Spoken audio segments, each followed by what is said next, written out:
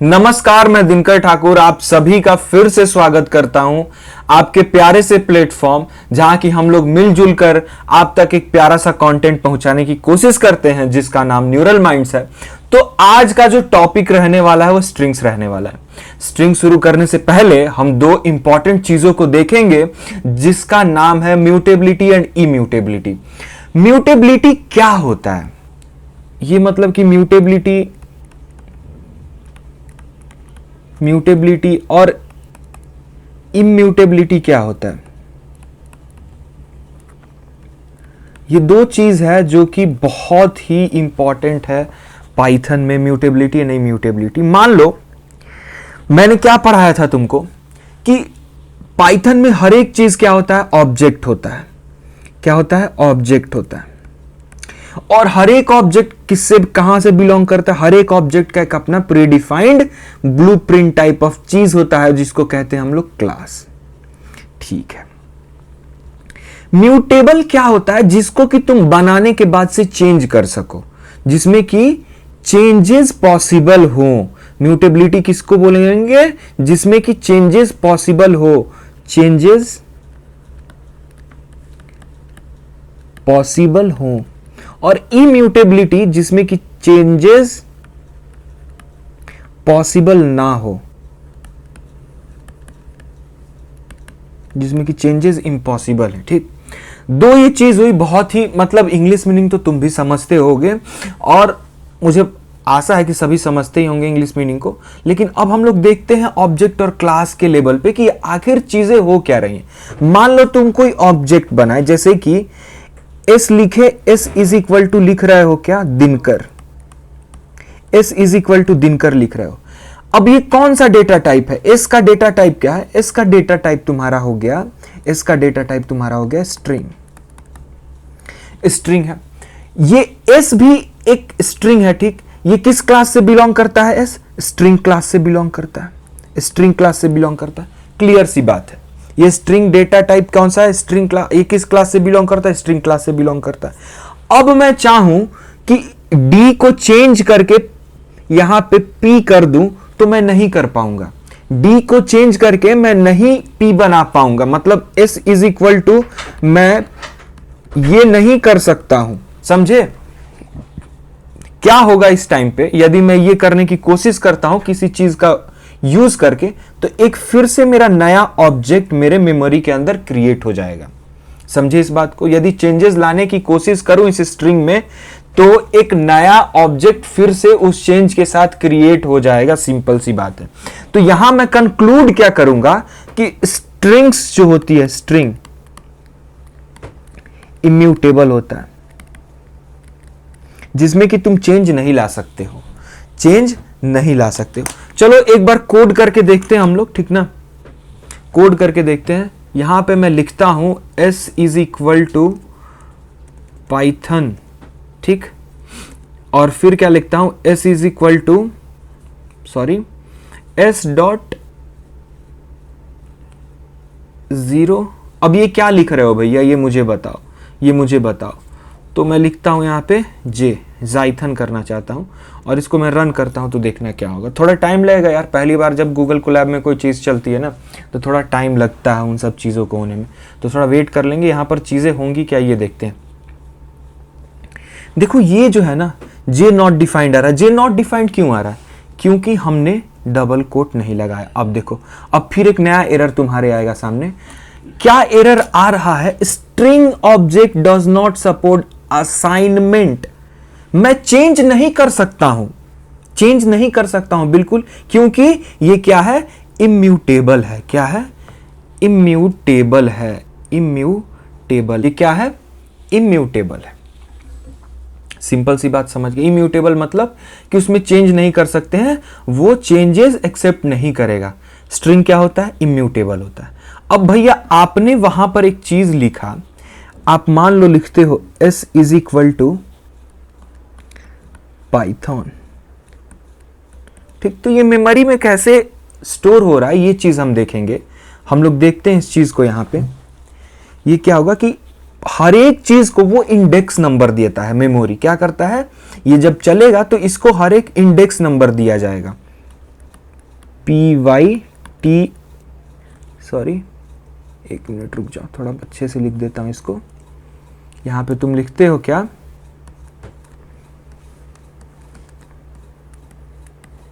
ये कैसे शुरू होगा, ये 0 से शुरू होता है, 1 पे जाता है, 2 3 4 5, ये ऐसे हर एक कैरेक्टर को एक नंबर द्वारा एड्रेस दिया जाता है। मतलब उसको इस नंबर डाल, ये नंबर डाल के तुम एक्सेस कर सकते हो एक स्ट्रिंग के नंबर को। यदि मैं लिखता हूं प्रिंट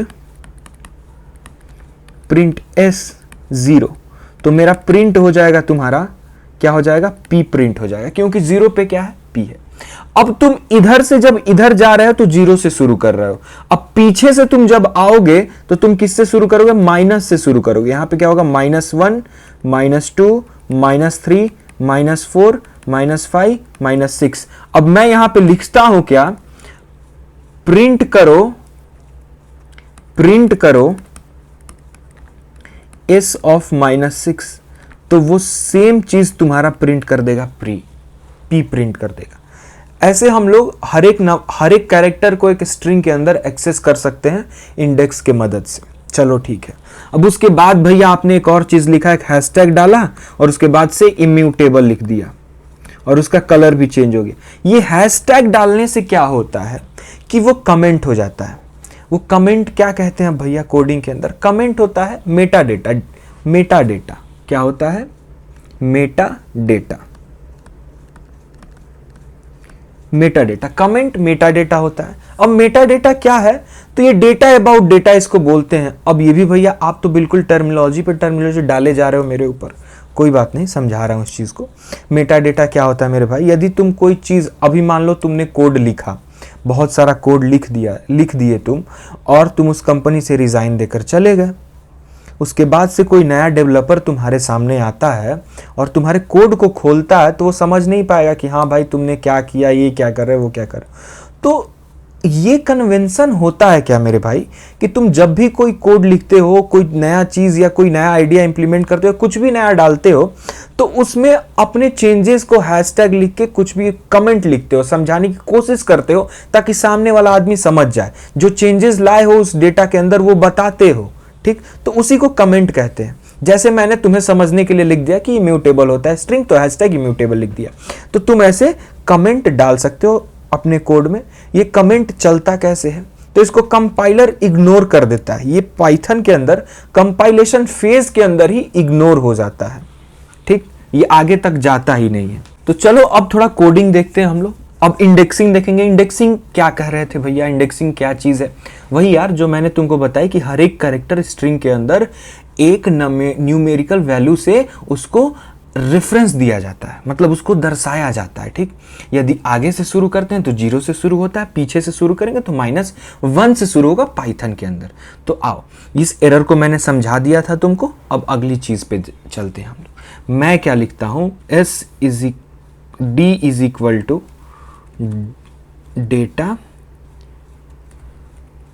डेटा साइंस लिखता हूं। D is equal to data science लिखता हूं और इसको चला देता हूं, ठीक, इसको मैंने चला दिया। D is equal to data science लिखा। अब मैं क्या प्रिंट करता हूं, अब प्रिंट करने की कोशिश मैं कर रहा हूं तुम्हारे सामने। D के 0th इंडेक्स पे क्या चीज है वो प्रिंट करा दो। क्या करा दो, D के 0th इंडेक्स पे क्या चीज है वो प्रिंट करा दो। देखो ये D के, ये डेटा साइंस कैसे होगा, D को 0 मिलेगा, A को 1 मिलेगा, और पीछे शुरू करेंगे तो E को -1 मिलेगा। वैसे ही कंटिन्यूअसली चलते जाएंगे ये सारी चीजें। अब मैं क्या कर रहा हूं कि प्रिंट करा रहा हूं तुम्हारे D-1 को। तो ये क्या प्रिंट कर देगा, तुम बताओ अपने से। E प्रिंट कर देगा, पीछे शुरू होता है।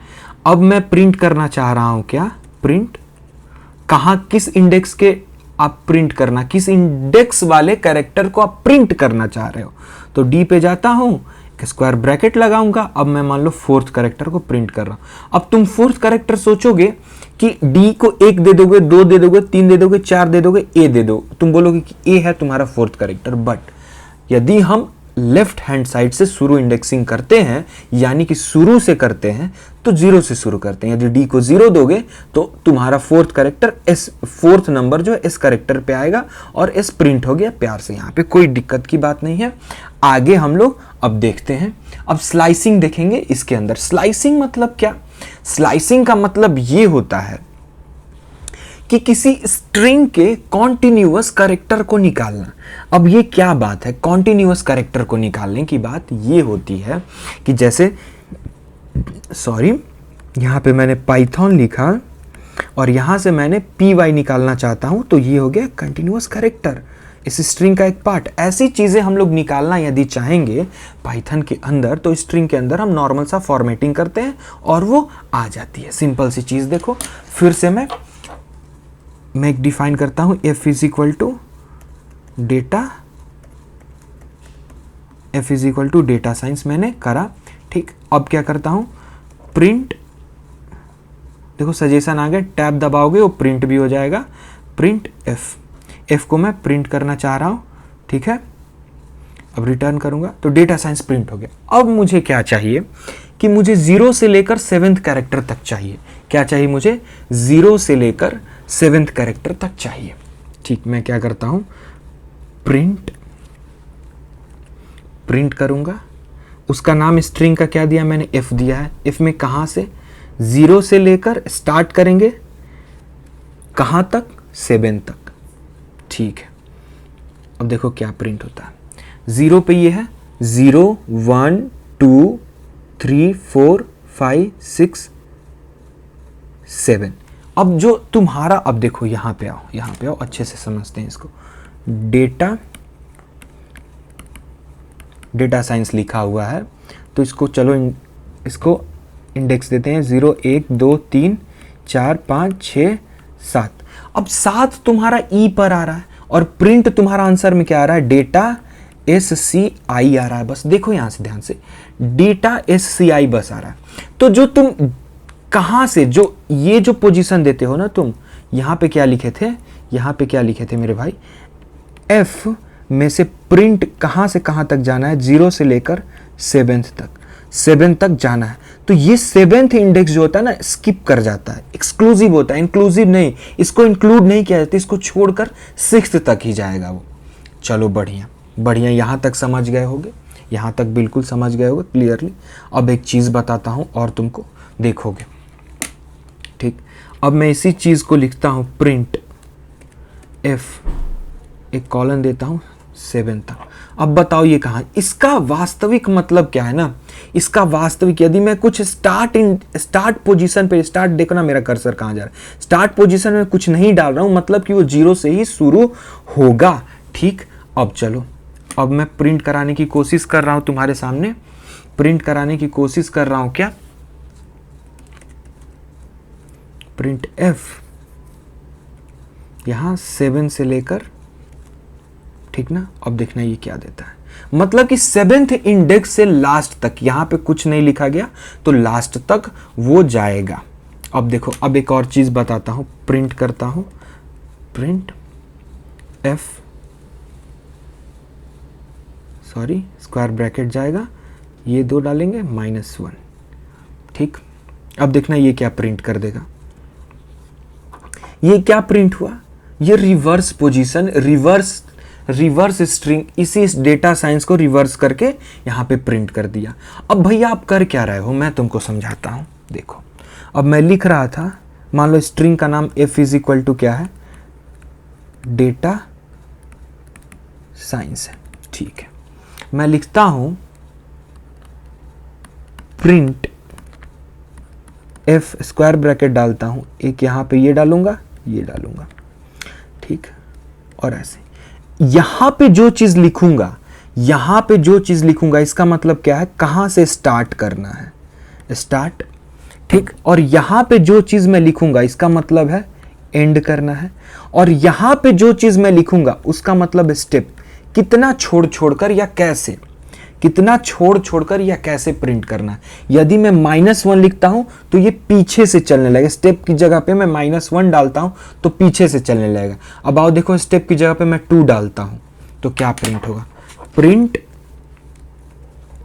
एफ तुम्हारा यहां से लेकर 0 से छोड़ रहा हूं मैं, इसका मतलब क्या है, इस पोजीशन को, स्टार्टिंग पोजीशन को छोड़ रहा हूं तो कहां तक, 0 से शुरू कहां तक जाएगा, इसको भी छोड़ रहा हूं खाली तो लास्ट तक, और यहां पे लिख देता हूं 2 पोजीशन स्किप करके चलो।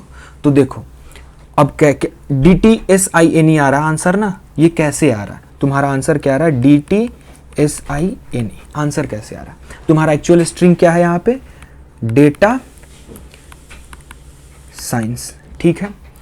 अब ये देखो, एक हुआ, ये 2 हुआ, इसको स्किप करेगा, तीसरा प्रिंट करेगा, एक हुआ, 2 हुआ, दूसरा स्किप करेगा, तीसरा, मतलब कि एक एक गैप करके प्रिंट होते जाएंगी सारी चीजें। चलो बढ़िया, इतना ही था स्लाइसिंग के अंदर, ठीक, स्ट्रिंग स्लाइसिंग के अंदर इतना ही। रिवर्स कैसे प्रिंट होगा, स्किप कर करके कैसे प्रिंट कर सकते हैं, वो चीज़ें तुमने देख ली, मैंने दिखा दी सारी चीज़ें। यदि इसमें कन्फ्यूज़न है तो वीडियो को एक बार और पीछे ले जाओ और पीछे ले जाकर देखो, ठीक ना।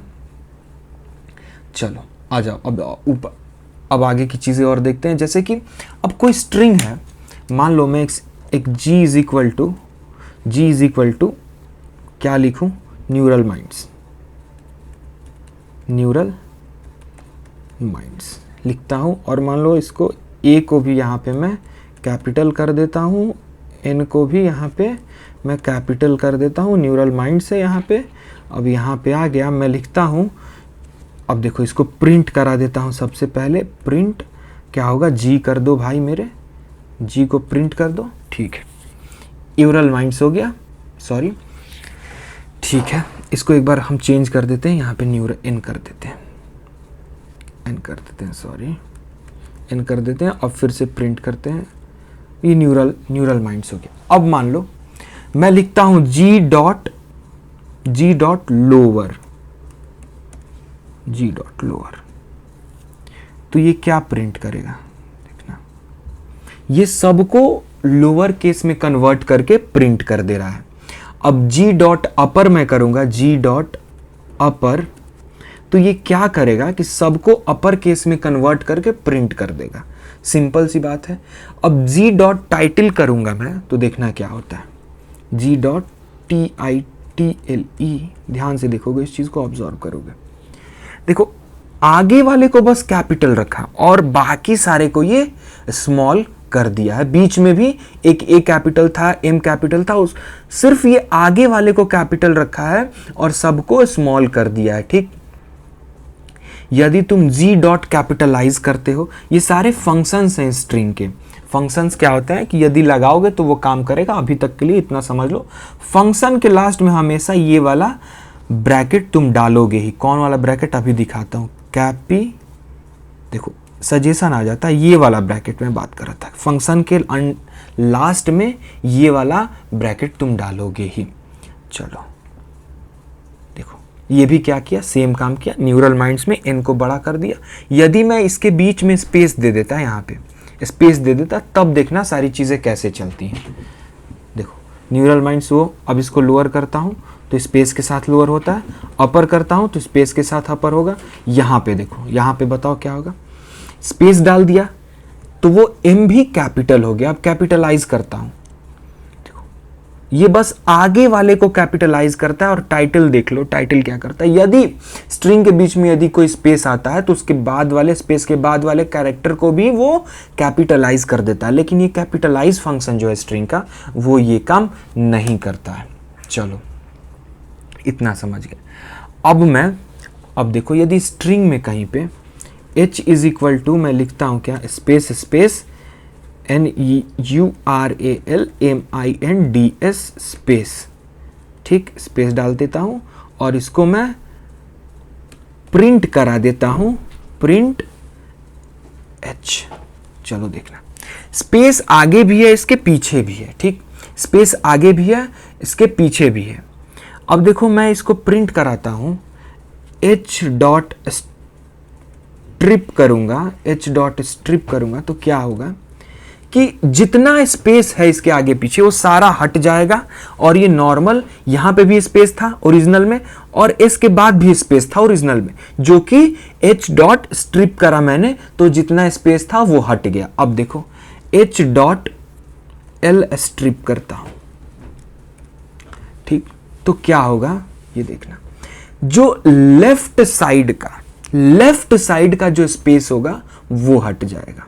क्लियर बात है। अब मान लो H डॉट आर स्ट्रिप करता हूं तो क्या होगा, जो राइट हैंड साइड का स्पेस होगा वो हट जाएगा। ये सारी बातें क्लियर हैं बिल्कुल, क्लियर है ना बिल्कुल। चलो इतनी सारी चीजें तुमने देख ली, अब आगे बढ़ते हैं हम लोग यहाँ पे, ठीक ना, आगे बढ़ते हैं और आगे थोड़ी सी बिल्कुल थोड़ी सी टफ चीजें आएंगी जिसमें कि घबराना नहीं है, चीजों को ध्यान से।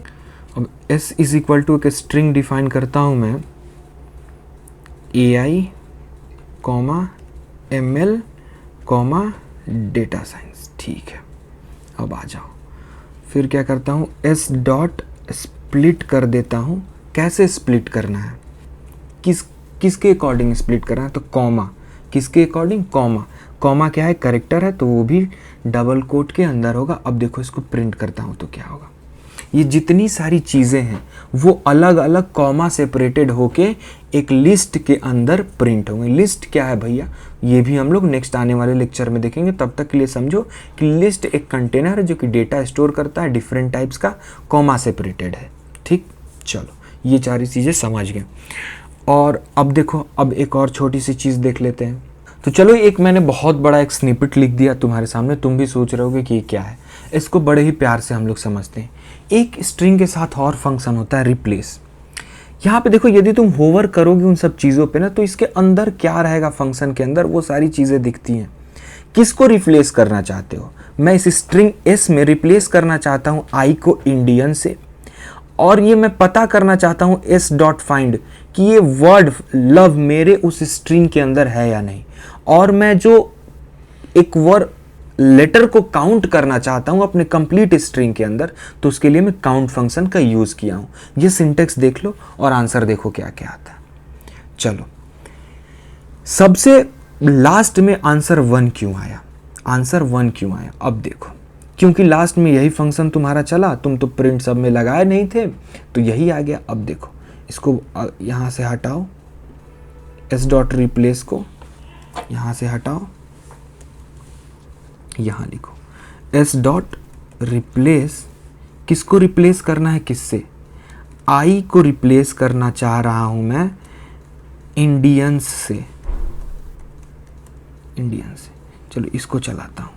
देखो, इंडियंस लव, देखो ये क्या आ गया, आई जितनी जगह है आई उतनी जगह रिप्लेस हो गया। यहाँ पे देखो इंडियंस आ गया, हर एक जगह रिप्लेस हो गया वो, ठीक ना। इसी को रिप्लेस करते हैं। अब मैं मान लो फाइंड करना चाह रहा हूं कि मेरे स्ट्रिंग में लव कितनी बार है, S dot count, S dot find love. कितनी बार के लिए क्या यूज करोगे,